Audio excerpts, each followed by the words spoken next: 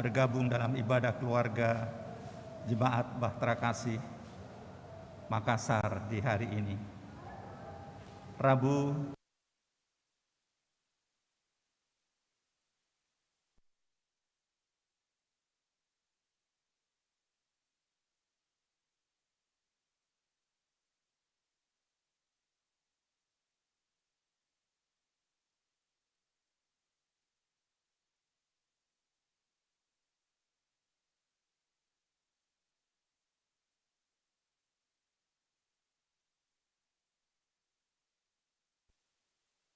yang dikasihi oleh Tuhan, selamat malam dan selamat bergabung dalam ibadah keluarga Jemaat Bahtera Kasih Makassar hari ini. Rabu tanggal 13 Oktober 2021, pemberita firman dalam ibadah saat ini adalah Pendeta Roberto Wage. Mari kita mempersiapkan hati dan pikiran kita untuk masuk dalam perjumpaan dengan Tuhan. Nyanyikanlah nyanyian baru bagi Tuhan. Menyanyilah bagi Tuhan, hai segenap bumi. Menyanyilah bagi Tuhan, pujilah namanya. Kabarkanlah keselamatan yang daripadanya dari hari ke hari. Jemaat, marilah berdiri untuk memuji dan memuliakan nama Tuhan lewat nyanyian dan ibadah kita saat ini. Kita bakti 12 bait yang pertama. Masuklah semua menghadap Tuhan.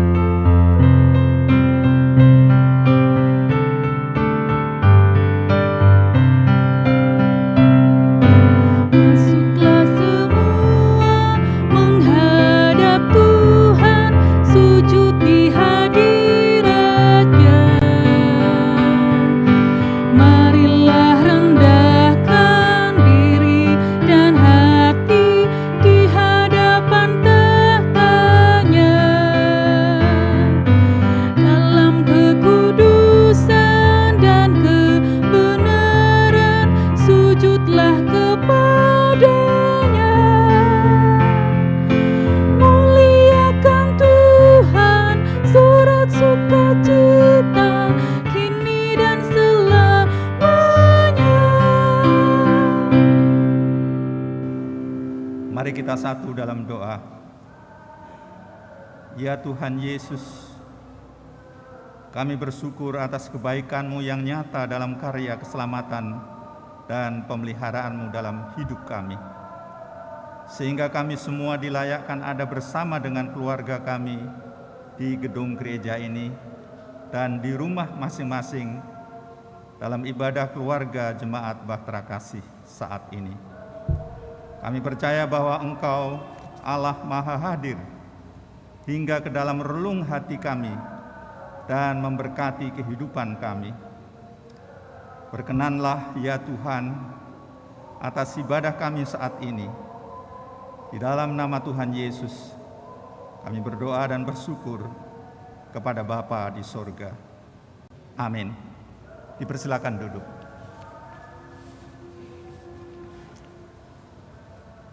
Pembacaan Mazmur pasal 92 ayat 6 sampai dengan 9 kita baca secara berbalasan. Betapa besarnya pekerjaan-pekerjaan-Mu ya Tuhan.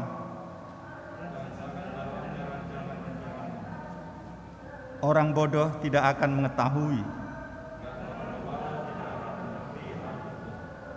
Apabila orang-orang fasik bertunas seperti tumbuh-tumbuhan,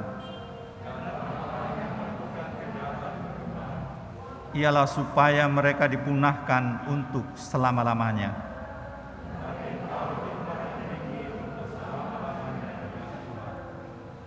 Jemaat menyanyi dari Gita Bakti 12 bait yang kedua. Masuklah semua menghadap Tuhan.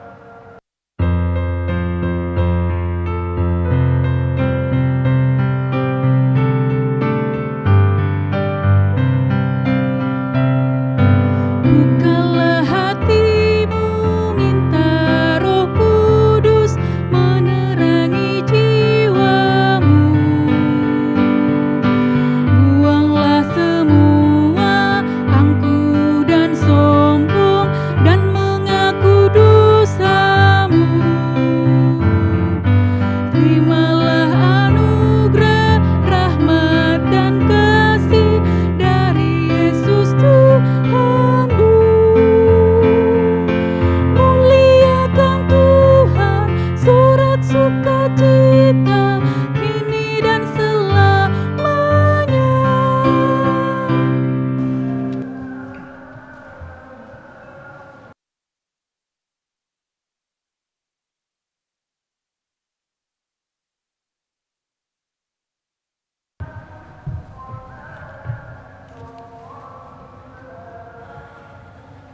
Bapak, Ibu, dan saudara-saudara yang dikasihi oleh Tuhan Yesus Kristus, kita akan masuk dalam pemberitaan firman Tuhan. Dan untuk itu, mari kita memohon pimpinan kuasa Roh Kudus. Kita berdoa.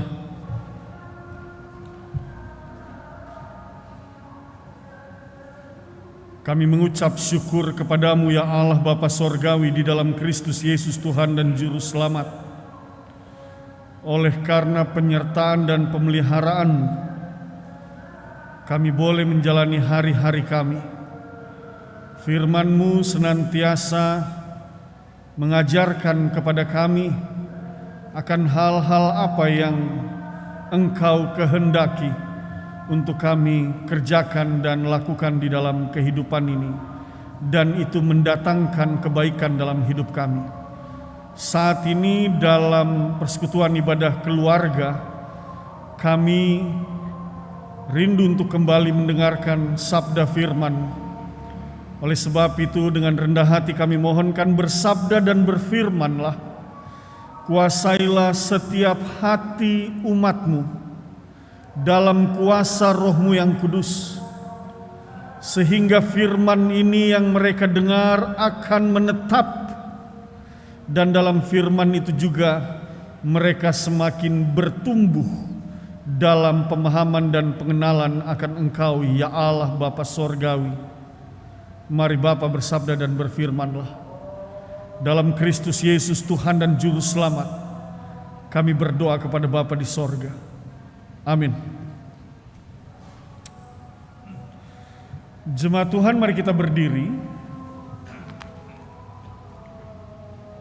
Bacaan Alkitab pada saat ini terambil dari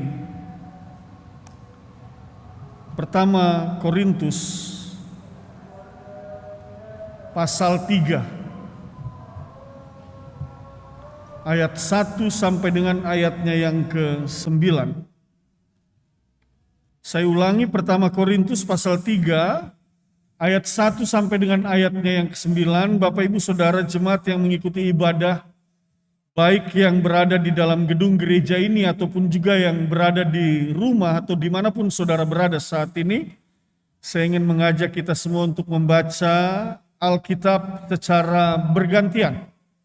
Saya memulai dengan ayat 1, berikutnya jemaat membacanya dan kita baca secara bergantian sampai pada ayatnya yang ke-9. Lembaga Alkitab Indonesia memberikan judul perselisihan. Ayat 1, dan aku, saudara-saudara, pada waktu itu tidak dapat berbicara dengan kamu seperti dengan manusia rohani, tetapi hanya dengan manusia duniawi yang belum dewasa dalam Kristus.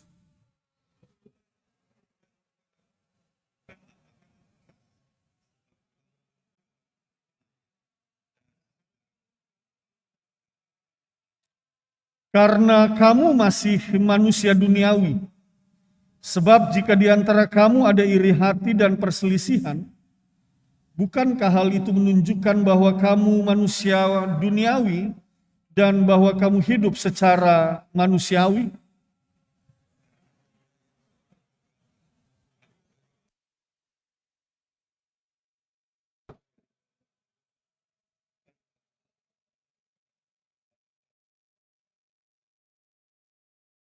Jadi, apakah Apolos, apakah Paulus, pelayan-pelayan Tuhan yang olehnya kamu menjadi percaya, masing-masing menurut jalan yang diberikan Tuhan kepadanya?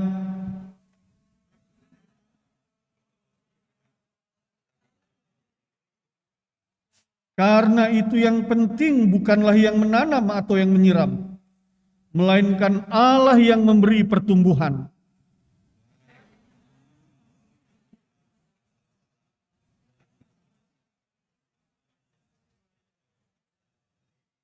Ayat 9 kita baca bersama-sama, kita mulai.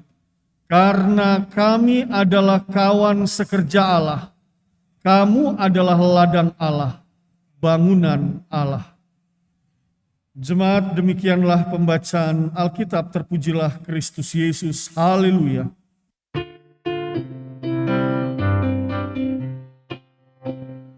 Haleluya, haleluya, nama Tuhan terpujilah.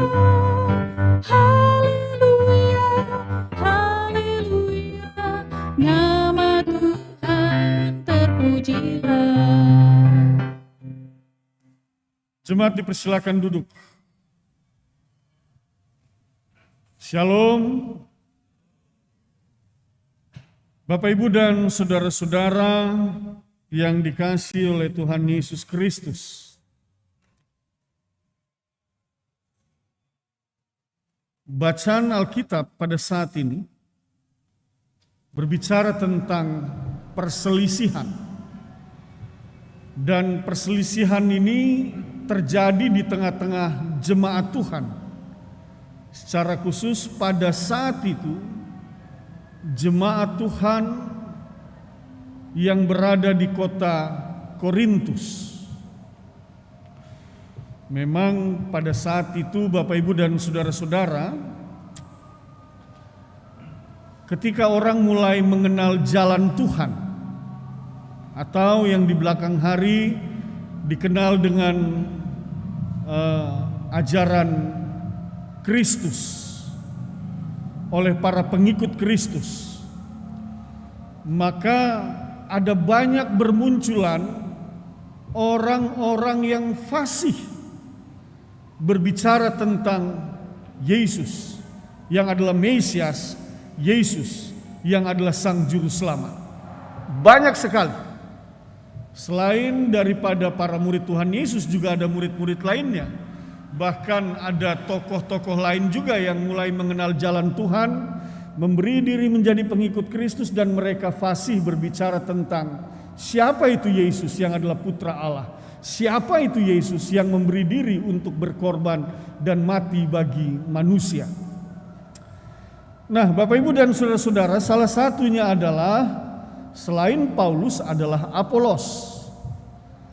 Dan rupa-rupanya secara khusus dalam konteks kehidupan jemaat di Korintus, hal ini telah berakibat pada situasi yang tidak kondusif di tengah-tengah jemaat. Mengapa terjadi situasi yang tidak kondusif? Kalau Paulus katakan sesungguhnya perpecahan atau perselisihan yang terjadi di jemaat Korintus itu bukan karena persoalan Paulus, bukan karena persoalan Apolosnya, bukan. Tetapi persoalannya itu terjadi karena jemaat itu belum dewasa di dalam mereka mengenal dan memahami ajaran Tuhan. Itu sebabnya pada ayatnya yang pertama di sana dikatakan, dan ayat kedua, dan aku saudara-saudara pada waktu itu tidak dapat berbicara dengan kamu seperti dengan manusia rohani, tetapi hanya dengan manusia duniawi yang belum dewasa dalam Kristus. Itu dia.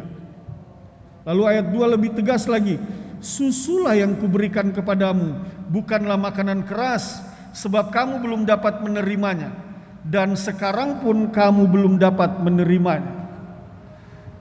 Jadi perselisihan yang terjadi di Korintus ini bagi Paulus sesungguhnya bukan persoalan karena mereka merasa bahwa oh ajaran Paulus yang benar, oh ajaran Apolos yang benar, atau merasa mengidolakan Paulus, mengidolakan Apolos, sehingga pada akhirnya jemaat itu terbagi, ada yang pengikut Paulus, ada yang pengikut Apolos.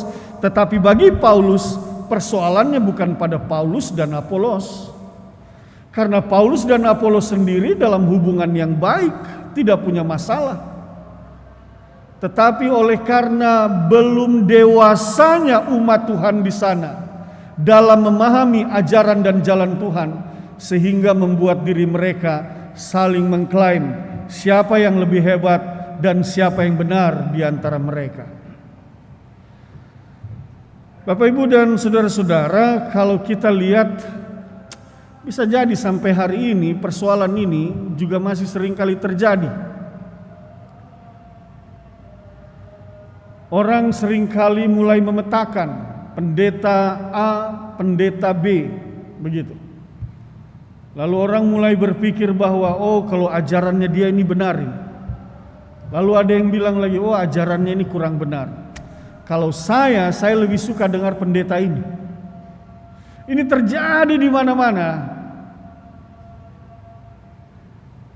Tetapi Bapak Ibu dan saudara-saudara, rupanya peristiwa ini, kejadian yang hari ini masih terjadi, bukan baru hari ini terjadi, sudah terjadi pada jemaat mula-mula di Korintus. Dan masih terus terjadi sampai hari ini. Sehingga orang mulai mengidolakan pendeta A, pendeta B, pastor A, pastor B, dan lain sebagainya. Dan kadang-kadang ini juga yang bisa terjadi, membuat orang bisa terpicu untuk berselisih paham satu dengan yang lainnya. Konteksnya GPIB ini biasanya terjadi kalau sudah terjadi mutasi. Begitu pendeta satu pergi, pendeta yang baru datang mulai dibanding-bandingkan. Ya kan? Ini GPIB ini modelnya nih, di mana-mana. Di mana-mana di GPIB, sudah kayak tradisi itu. Mulai dibilang, oh kalau KMJ dulu itu luar biasa. Kalau KMJ sekarang kayaknya kurang. Oh kalau KMJ yang sekarang itu bukan main luar biasanya. Kalau dulu, nah mulai.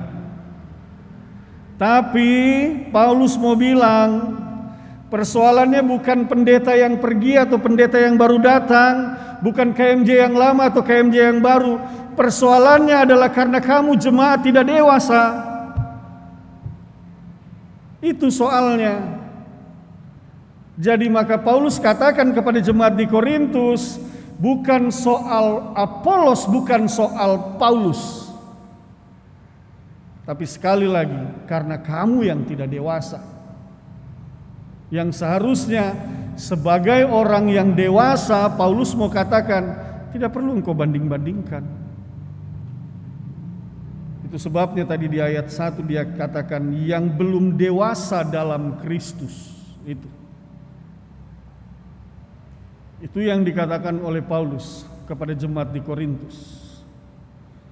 Oleh sebab itu, ini juga menjadi perenungan bagi kita sebagai jemaat, bahwa bukan siapa yang melayani, pendeta kah, penatua kah, atau diaken kah, bukan. Tetapi yang harus dipahami adalah bagaimana kita dewasa dalam iman, bahwa mereka yang diutus dan dipakai oleh Tuhan, mereka itu memberitakan firman Tuhan. Itu yang harusnya terjadi. Itu sebabnya pada bagian yang terakhir Paulus katakan demikian pada ayatnya yang ke-6. Aku menanam, Apolos menyiram, tetapi Allah yang memberi pertumbuhan. Karena itu yang penting bukanlah yang menanam atau yang menyiram. Atau dengan kata lain dia katakan, karena itu yang penting bukanlah si Apolos ataupun si Paulus. Yang penting itu adalah Allah yang memberi pertumbuhan. Itu dia. Paulus ajarkan kepada jemaat itu seperti itu. Paulus tegaskan kepada jemaat di Korintus. Nah, Bapak Ibu dan saudara-saudara, ini juga sikap yang harus hadir dalam kehidupan kita sebagai orang percaya. Kadang-kadang tanpa disadari kita pun mengambil bagian dalam posisi seperti jemaat di Korintus yang membeda-bedakan. Pendeta A, pendeta B, penatua ini, diaken ini, sehingga ujung-ujungnya lebih mengidolakan si ini. Tidak seperti itu. Fokus kita dalam kehidupan persekutuan jemaat adalah Allah yang menumbuhkan. Dan Allah bisa memakai siapapun dia. Mau dia diaken, penatua, pendeta, Allah bisa memakai siapapun agar firman-Nya disampaikan. Tetapi sekali lagi konteksnya adalah dimanapun persoalan dan pergumulan itu terjadi, maka biarlah kita melihat Allah yang menjadi fokus dalam pelayanan gereja itu. Dengan demikian Bapak Ibu dan saudara-saudara, kalau kita fokus kepada Allah, maka yakin dan percayalah, maka siapapun yang memberitakan firman Tuhan itu pasti kita aminkan. Kita tidak lagi melihat apakah dia si Apolos, apakah dia si Paulus, apakah dia diaken, penatua, pendeta, tidak. Tetapi siapapun yang memberitakan firman, pasti kita aminkan, karena Allah yang akan menumbuhkan firman itu di dalam hati kita, dalam hidup kita, dalam pikiran kita. Bapak, Ibu, dan saudara-saudara, tetapi pada kenyataannya memang bahwa perselisihan itu terjadi. Dan kalau kita bicara tentang perselisihan ini bisa dalam banyak konteks.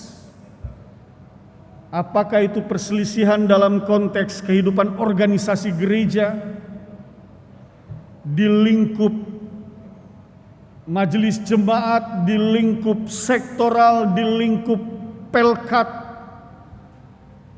Pergumulan, perselisihan dan persoalan itu bisa saja terjadi. Bahkan bukan hanya dalam lingkup pelayanan gereja, dalam kehidupan rumah tangga pun perselisihan itu bisa terjadi. Bapak Ibu, kalau kita bicara tentang gereja, maka jangan hanya fokus bahwa gereja itu gereja Batra Kasih ini, GPIB Batra Kasih di sini, tidak. Sektor 1 sampai sektor 12 tidak. Tapi kalau kita gereja, kita bicara tentang gereja, maka kita bicara orangnya. Dan kalau kita bicara tentang gereja kecil dalam jemaat, itu adalah keluarga. Keluarga saudara itu adalah gereja. Dan kadang-kadang perselisihan itu bisa juga terjadi dalam kehidupan gereja kecil, dalam kehidupan keluarga-keluarga Kristen. Cekcok antara suami istri berimbas pada anak-anak. Ketidaksepahaman dalam menata kehidupan hari lepas hari bisa berimbas kepada anak-anak. Rumah tangga menjadi goyah. Lalu dalam situasi seperti itu, apa yang harus kita lakukan? Bagaimana kita mengatasi berbagai perselisihan, berbagai percekcokan, berbagai persoalan dan masalah yang muncul itu di dalam kehidupan rumah tangga kita, dalam kehidupan pekerjaan dan pelayanan kita, juga dalam kehidupan gereja kita. Kalau itu terjadi, saya aminkan itu tidak terjadi. Tapi kalau itu terjadi, apa yang harus kita lakukan? Nah, ini yang penting. Bagaimana caranya kita menyikapi setiap persoalan itu, dan kita sikapi itu dalam terang firman Tuhan. Kebanyakan orang di dalam menyelesaikan persoalan maka dia akan menyelesaikan persoalan itu berdasarkan apa yang menurut dia benar. Apa yang ia rasakan itu adalah benar, maka ia akan lakukan itu. Tetapi sekali lagi Alkitab tidak mengajarkan kita untuk seperti itu. Sebagai orang percaya yang kita diajarkan untuk menyelesaikan berbagai pergumulan dan persoalan dalam hidup ini dalam terang firman Allah. Lalu firman katakan apa? Ini dia. Sekali lagi, ketika jemaat di Korintus itu bertengkar, berselisih, maka Paulus katakan, jangan lihat aku, jangan lihat Apolos, tetapi lihat Tuhan yang menumbuhkan semuanya akan kehidupan jemaat ini. Jadi selalu refleksinya itu kembali kepada Tuhan. Dan ini yang harusnya terjadi di dalam hidup kita.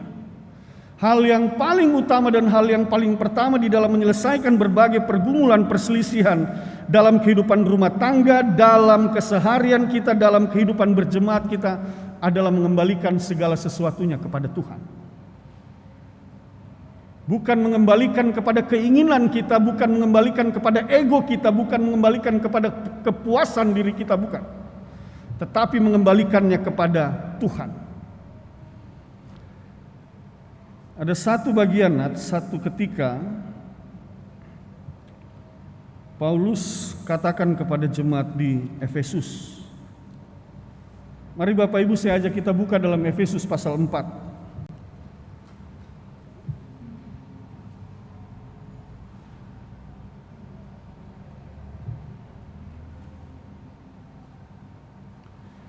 Dalam Efesus pasal 4 ayat 1 sampai dengan ayat 3, mari dengarkan. Di sana dikatakan demikian. Sebab itu aku menasihatkan kamu. Aku orang yang dipenjarakan karena Tuhan, supaya hidupmu sebagai orang-orang yang telah dipanggil berpadanan dengan panggilan itu. Hendaklah kamu selalu rendah hati, lemah lembut dan sabar.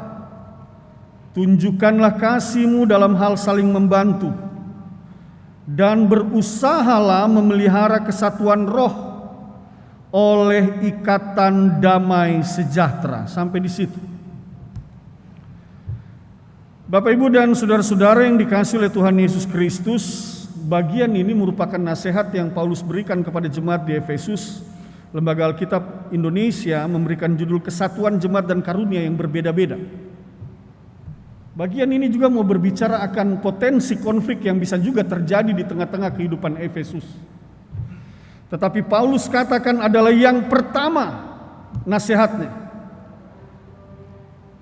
Sebagai orang-orang yang telah dipanggil berpadanan dengan panggilan itu, supaya hidupmu sebagai orang-orang yang telah dipanggil berpadanan dengan panggilan itu. Itu dulu yang pertama. Itu sebabnya tadi saya katakan berdasarkan pada firman, kembalikan dulu kepada Tuhan. Sadarilah bahwa Tuhan mengutus kita ini dalam satu panggilan. Itu dulu yang harus kita pahami. Bapak, Ibu, dan saudara-saudara, kita bisa berbeda pikiran. Kita bisa berbeda arah tujuan. Kita bisa berbeda dalam hitung-hitungan dan rencana, dalam menata kehidupan keluarga, menata kehidupan rumah tangga, dalam menata kehidupan pelayanan gereja ini. Kita bisa berbeda. Tetapi ketika kita mengembalikan semua kepada Tuhan, maka kita tidak akan pernah berbeda. Panggilan kita, Paulus katakan, supaya hidupmu sebagai orang-orang yang telah dipanggil berpadanan dengan panggilan itu. Apa panggilan kita? Sebagai orang percaya. Apa panggilan kita? Sebagai orang-orang beriman. Itu saya katakan berdasarkan firman Tuhan. Kembalikan dulu semua kepada Tuhan, dalam satu kesadaran bahwa Tuhan memanggil kita untuk menyatakan kasih-Nya ke dalam dunia ini. Itu dulu. Dalam hal kasih, maka tidak seorang pun di antara kita yang berbeda.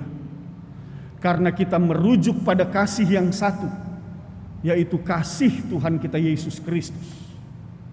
Itu sebabnya dia katakan, kasihilah Tuhan Allahmu dan kasihilah sesamamu manusia. Itulah hukum yang pertama dan yang utama. Kembalikan semua kepada Tuhan. Kalau kita mengembalikannya tidak kepada Tuhan dan kita hitungannya menurut saya, celaka, habis sudah cerita. Tidak akan pernah selesai kita. Tapi kalau kita mau kembalikan menurut kehendak Tuhan, maka kita bicara tentang kasih di sana. Dalam memahami berbicara tentang kasih itulah Paulus katakan, hendaklah kamu selalu rendah hati. Nah, itu dia. Kadang-kadang perselisihan itu terjadi oleh karena tidak ada yang mau rendah hati. Perselisihan itu tidak dapat diselesaikan karena satu dengan yang lainnya merasa lebih tinggi, lebih hebat, lebih mampu dan lebih tahu. Jadi kalau dia berdiri, dia merasa dia lebih tinggi dari orang itu. Oleh sebab itu dia memandang rendah orang lain. Maka memang kalau sudah seperti ini, memang persoalan tidak akan pernah punya ujung. Itu sebabnya kepada jemaat Efesus Paulus katakan, hendaklah kamu rendah hati. Kalau semua rendah hati, maka semua akan sama tinggi, sama rendah. Tidak ada yang lebih tinggi dan tidak ada yang lebih rendah. Oleh sebab itu hal yang kedua, setelah kamu berpadanan dengan panggilanmu, yaitu menyatakan kasih Tuhan, maka yang kedua, hendaklah kamu rendah hati. Apapun persoalan dan pergumulan dalam kehidupan rumah tanggamu, dengan suamimu, dengan istrimu, dengan orang tuamu, dengan anak-anakmu, kalau engkau mulai dengan kasih dan mau rendah hati, pasti ada jalan keluar. Tapi kalau engkau memang tidak ingin punya, tidak memulainya dengan kasih dan tidak rendah hati, maka tidak akan pernah ada jalan keluar. Lalu Paulus katakan, lemah lembut ucapan, perkataan, lemah lembut, tidak menyinggung orang dan tidak merendahkan orang. Hari ini masalah. Mungkin orang mulai kurang berbicara. Hari ini itu zamannya adalah orang lebih banyak berbicara melalui media sosial. Tetapi justru yang terlihat di media sosial itu semakin tidak terkontrol orang di dalam menyatakan apa yang ia rasakan. Makian, cacian seolah biasa saja keluar di media sosial. Pada akhirnya merendahkan orang lain, pada akhirnya menyinggung hati orang lain, melukai hati orang lain. Ini dia. Dan bagian yang ketiga ini mau dikatakan lemah lembut dalam bersikap, dalam berkata. Karena firman Tuhan juga mengajarkan kepada kita, biarlah perkataan kita itu membangun sesama kita, bukan meruntuhkan sesama kita. Kalau itu yang kita lakukan, hidup berpadanan dengan panggilan kita, yaitu menyatakan kasih Tuhan. Kalau yang kita lakukan adalah hidup dengan rendah hati di dalam menghadapi berbagai perselisihan yang ada. Kalau kita melakukan dan menyikapi segala sesuatu dengan lemah lembut, maka apapun persoalan itu pasti ada ujungnya. Akan ada jalan keluarnya. Dan yang terakhir firman Tuhan katakan sabar. Satu dengan yang lain. Harus punya kesabaran. Banyak orang hari ini tidak sabar. Ingin segala sesuatunya cepat. Ingin segala sesuatunya instan. Dan dunia saat ini menawarkan berbagai cara dengan instan, dan itu menggoda manusia untuk melakukan segala sesuatu dengan instan. Sehingga pada akhirnya tidak sabar lagi dalam menjalani hidup ini. Bapak, Ibu, dan saudara-saudara, belakangan ini saya sudah juga mulai melihat hal itu dalam pelayanan-pelayanan gerejawi. Ketika orang mulai beribadah karena situasi yang ada, maka anjurannya adalah ibadah jangan terlalu lama, 1 jam paling lama. Gitu kan? Kecuali kalau ibadah minggu boleh 1,5 jam. Khotbah coba jangan lewat 20 menit. Semua serba dibatasi. Dan memang kita dalam situasi yang seperti ini digoda terus untuk menjalani hidup yang instan. Sehingga kalau lama memang serba salah. Orang bilang begini, kalau khotbahnya lama nanti data atau kuota kami habis Pak di rumah. Serba salah memang. Tuntutan zaman sudah seperti itu.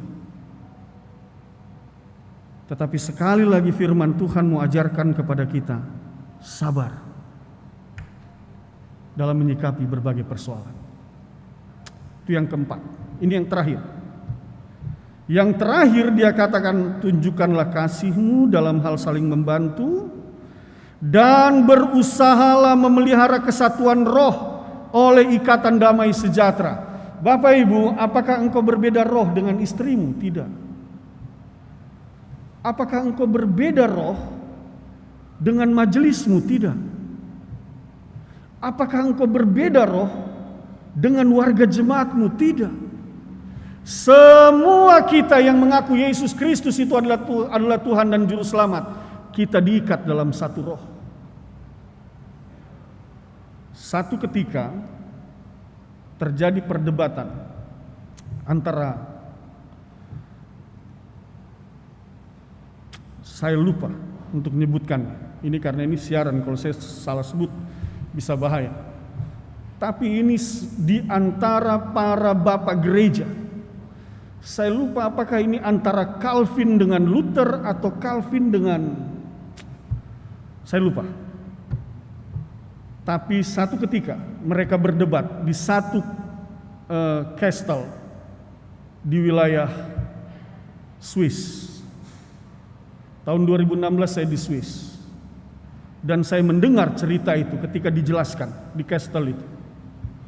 Perdebatan itu pada akhirnya membuat mereka untuk mengatakan kita berbeda roh. Coba lihat itu. Pada akhirnya mereka mengatakan kita berbeda roh. Tetapi sesungguhnya kita tidak berbeda roh. Semua kita yang mengaku Yesus Kristus itu adalah Tuhan dan Juru Selamat, kita dibaptis dalam roh yang sama, dalam nama Bapa, Anak, dan Roh Kudus. Oleh sebab itu, dalam kesadaran bahwa kita adalah satu roh, itu sebabnya Paulus katakan kepada jemaat di Efesus, dan berusahalah memelihara kesatuan roh oleh ikatan damai sejahtera. Mau dikatakan jangan sampai roh itu engkau pecah-pecahkan dalam hidupmu. Kalau orang sudah berselisih, Bapak Ibu, sesungguhnya itu dia sedang memecah-mecahkan roh itu. Padahal mereka adalah satu roh. Roh yang ada di dalam diri saya sama dengan roh yang ada di dalam diri Bapak Ibu. Karena sekali lagi kita dibaptis dalam satu roh, dalam nama Bapa, Putra, dan Roh Kudus. Dan firman Tuhan ajar kepada kita, peliharalah kesatuan roh oleh ikatan damai sejahtera. Artinya, kalau engkau tidak menghadirkan damai sejahtera dalam persekutuan keluargamu, dalam persekutuan jemaatmu, sesungguhnya engkau sedang memecahkan roh itu dalam persekutuan jemaatmu.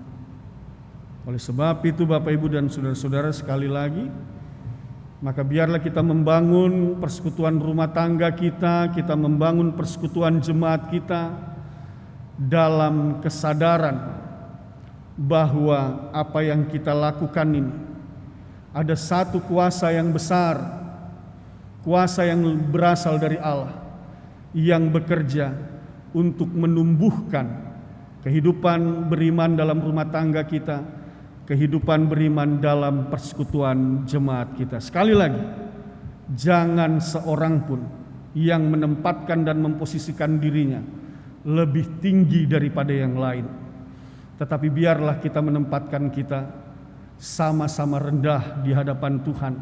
Dan biarlah hanya Allah yang kita tinggikan dan kita muliakan. Mari bangun persekutuan yang indah di tengah-tengah keluarga dan jemaat kita. Tuhan memberkati. Amin.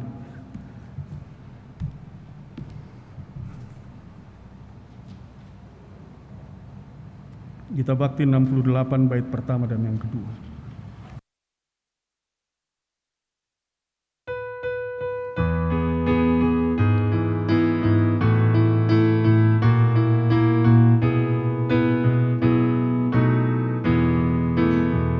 Haruslah Yesus sepenuhnya hidup di dalam diriku, dalam kata dan tindakan, waktu tidur atau jaga, Yesus hidup dalamku.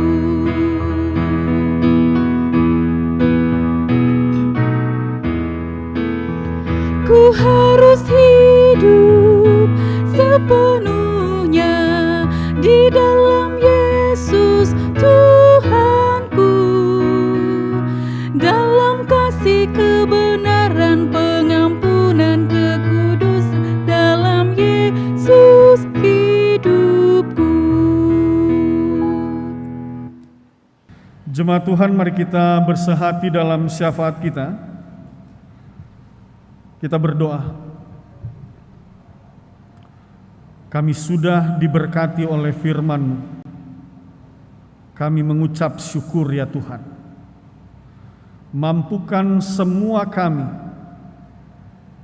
jemaat Tuhan di GPIB Bahtera Kasih Kota Makassar ini, bahkan semua mereka yang dipercayakan dalam tugas tanggung jawab sebagai presbiter, diaken, penatua, pendeta, juga mereka yang dipercayakan dalam pelayanan unit-unit misioner, bersehati membangun satu persekutuan yang indah di tengah-tengah jemaat ini. Tuhan, mampukan kami untuk senantiasa bersikap rendah hati, lemah lembut dan sabar. Tuhan juga mampukan kami di dalam melakukan itu dengan penuh kasih dan berupaya dengan sungguh-sungguh memelihara dan mengupayakan ikatan kesatuan roh dalam damai sejahtera yang berasal dari Tuhan.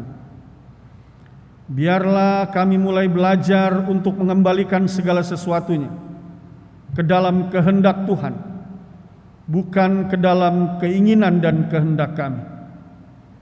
Mari Tuhan tolong kami, jauhkan kami dari pikiran-pikiran yang tidak benar, hati yang congkak, perilaku hidup yang tidak berkenan di hadapan. Bapa Sorgawi, kuduskanlah kami semua dalam firman, dan anugerahkanlah rahmat, kasih karunia, dan damai sejahtera dalam seluruh kehidupan jemaat-Mu. Hamba berdoa buat semua mereka yang mengikuti ibadah ini, baik dalam gedung gereja ini ataupun dari dalam rumah mereka masing-masing. Hamba mohonkan berkatilah kehidupan rumah tangga mereka Tuhan. Rumah tangga yang damai, rumah tangga yang baik, rumah tangga yang senantiasa memuliakan Tuhan.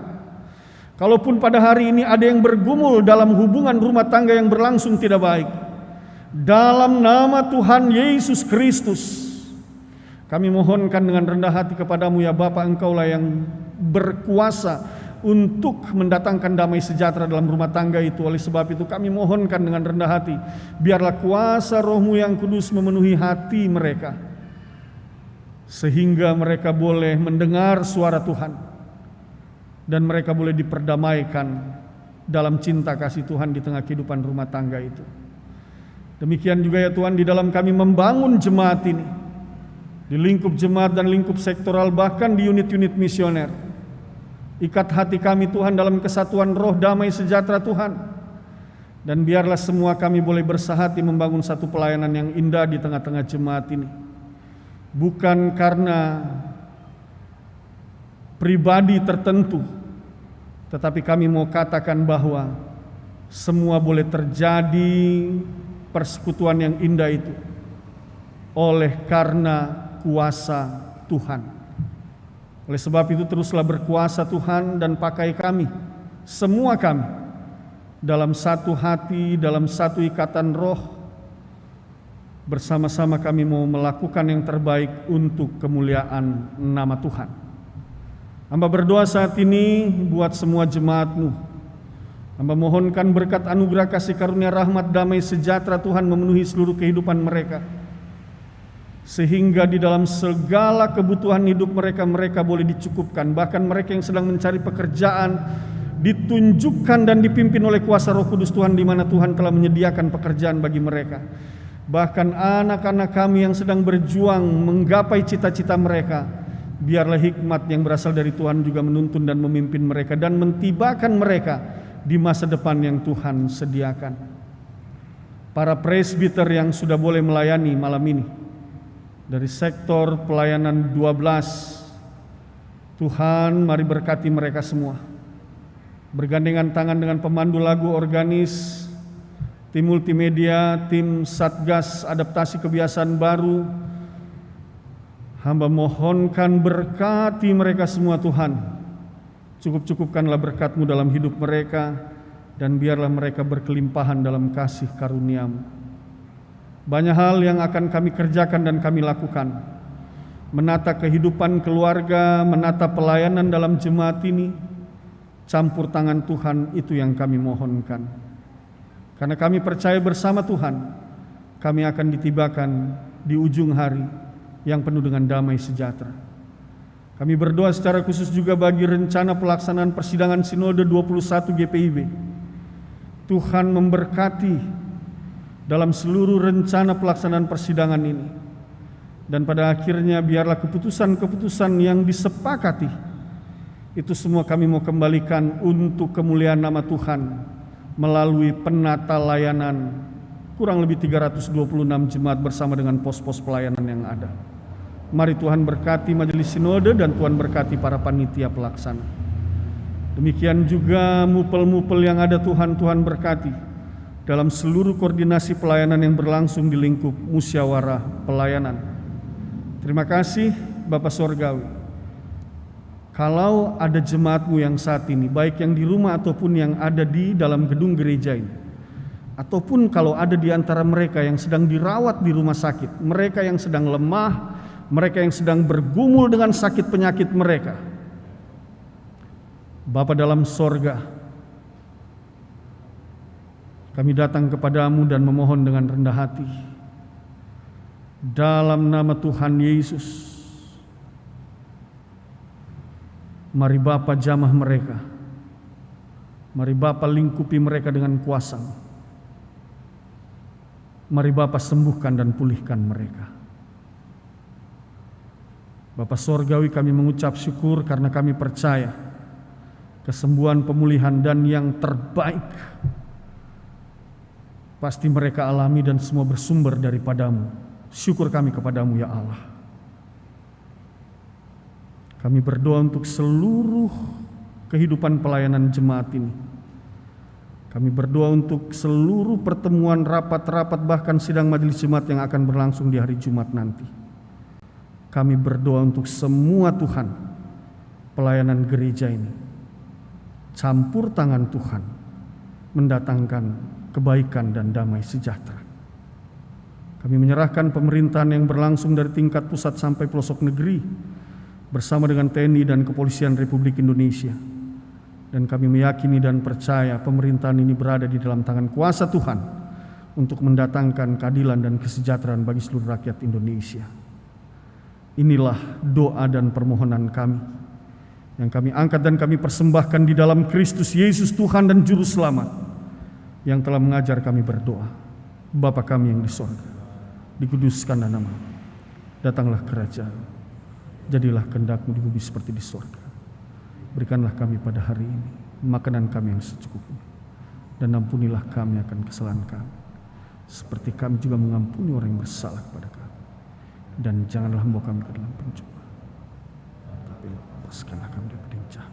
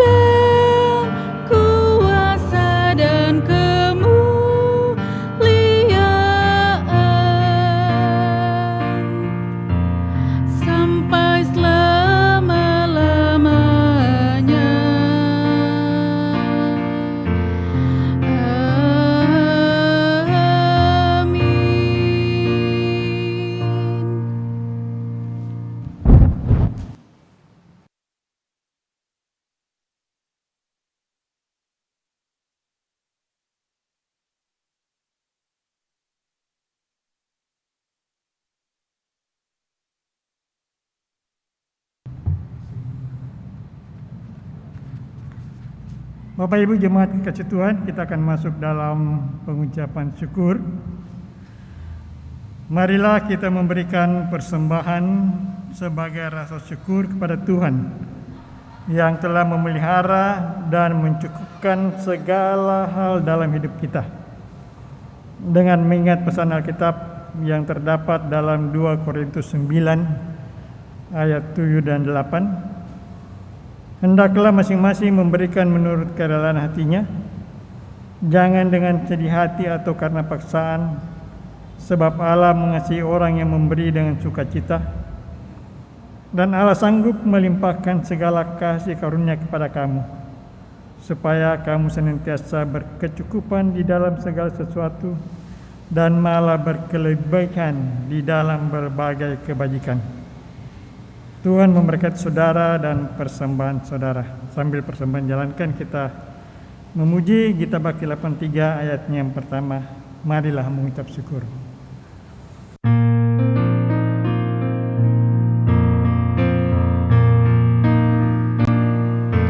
Marilah mengucap syukur pada Allah atas rahmat yang telah diberikan bagi dunia. Kristus telah berkorban bagi umat manusia. Marilah bersyukur, muliakanlah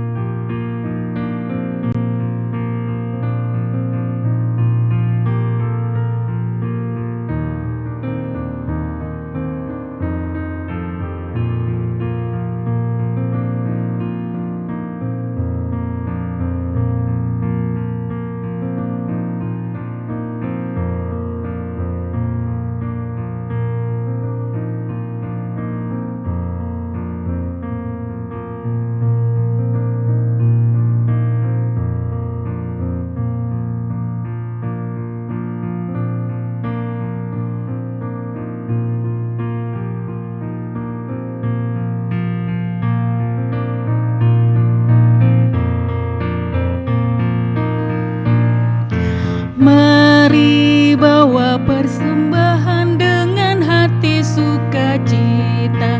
Jangan kau sedih atau terpaksa, karena Tuhan selalu memberkati tiap orang yang bermurah hati memberikan persembahan. Bapak Ibu Jemaat, mari berdiri untuk menyerahkan persembahan ini kepada Tuhan dalam doa syukur. Kita berdoa. Ya Tuhan, kami bersyukur atas kasih dan rahmat yang Kau limpahkan dalam kehidupan keluarga kami. Kami bersyukur Engkau memperkenankan kami datang dan membawa persembahan kami yang asalnya juga daripada-Mu. Apa yang kami bawa ini tidak sebanding dengan kasih dan pengorbanan yang Engkau nyatakan bagi kami. Namun kiranya Engkau berkenan menerimanya agar dapat berguna bagi pelayanan kasih dan keadilan-Mu. Dalam nama Tuhan Yesus sumber hidup dan berkat kami berdoa. Amin. Silakan duduk kembali.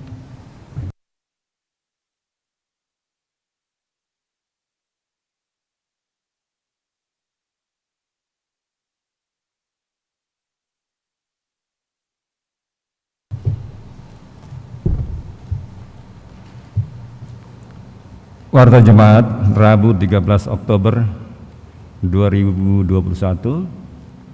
Mohon perhatian seluruh jemaat untuk warta jemaat yang mengingatkan akan panggilan, pengutusan, dan pelayanan gereja. Pertama, bidang teologi.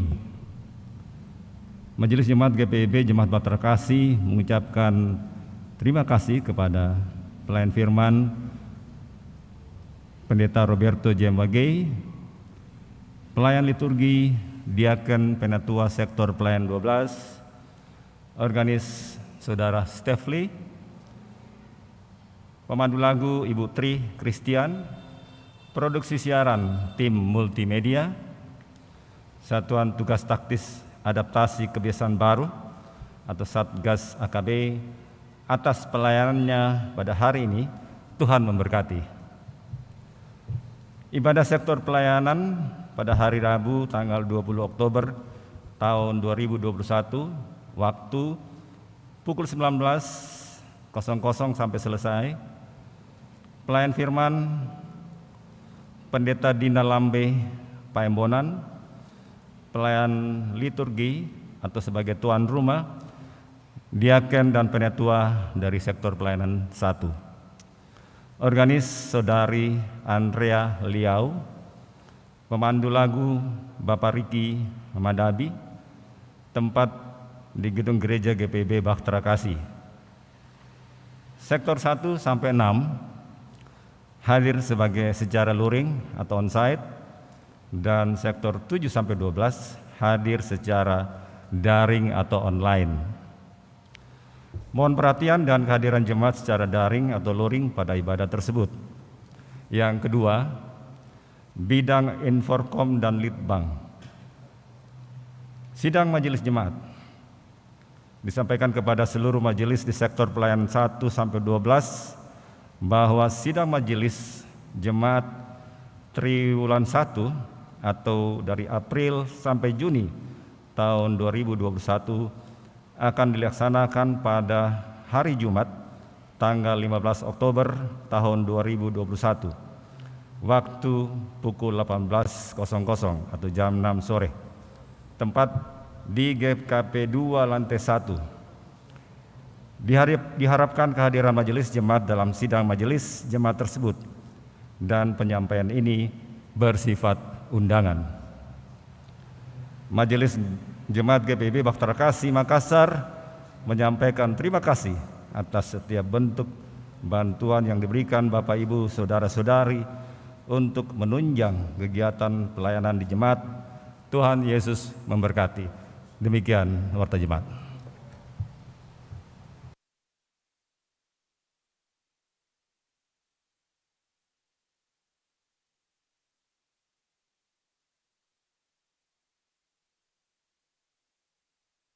Bapak, Ibu, dan saudara-saudara jemaat yang dikasihi oleh Tuhan Yesus Kristus, mari kita berdiri. Dengarkanlah amanat pengutusan, jemaat hiduplah dalam kesatuan roh damai sejahtera Tuhan. Lakukanlah firman Tuhan yang sudah kamu dengar. Bagikanlah damai sejahtera dan kasih Tuhan yang telah engkau terima dalam keluarga, dalam jemaat, dan juga kepada orang-orang yang engkau temui dalam hidupmu. Yakinlah bahwa kasih Tuhan akan terus menuntun dan menguatkan.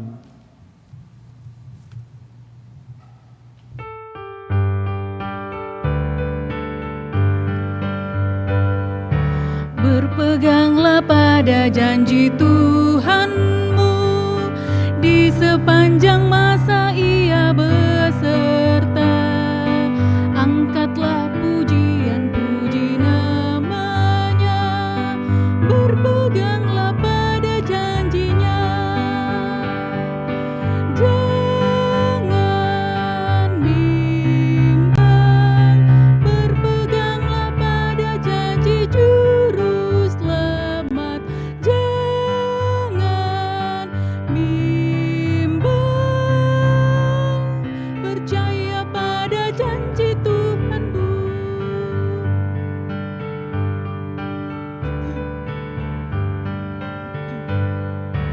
Berpeganglah pada janji Tuhanmu, hidupmu tambatkan pada kasih-Nya. Roh Kudus menuntun jalan hidupmu, berpeganglah pada janji-Nya.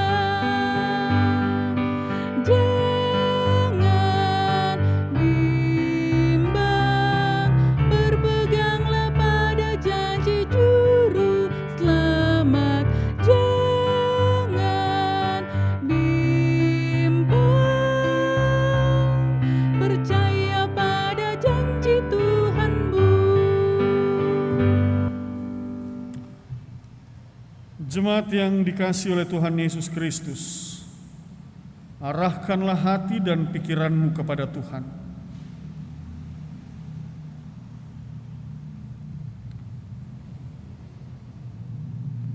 Terimalah berkat Tuhan. Kasih karunia Tuhan Yesus Kristus dan kasih Allah dalam persekutuan dengan Roh Kudus akan menyertai kamu dan memenuhi kamu sekalian di dalam berkat-Nya dari sekarang sampai selama-lamanya.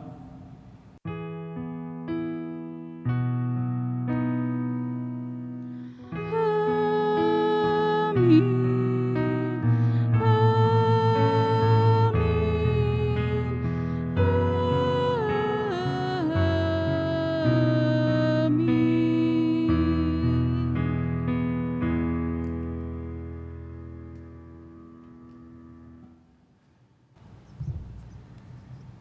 Ibadah kita selesai, Bapak, Ibu, dan saudara-saudara yang beribadah di rumah dan juga yang di gedung gereja, jaga kesehatan, laksanakan protokol kesehatan. Sampai jumpa lagi, Tuhan memberkati kita semua.